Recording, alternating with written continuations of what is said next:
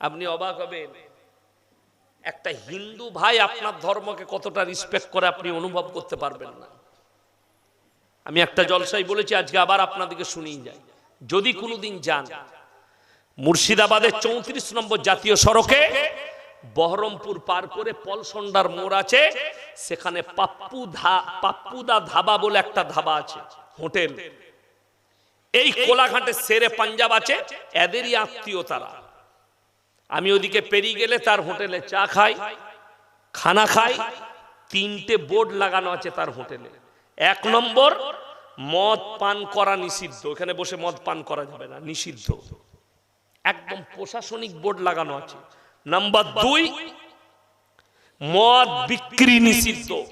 Number 3, no smoking, ধূমপান নিষিদ্ধ। 3টাই আপনার ঈমান বাঁচানো।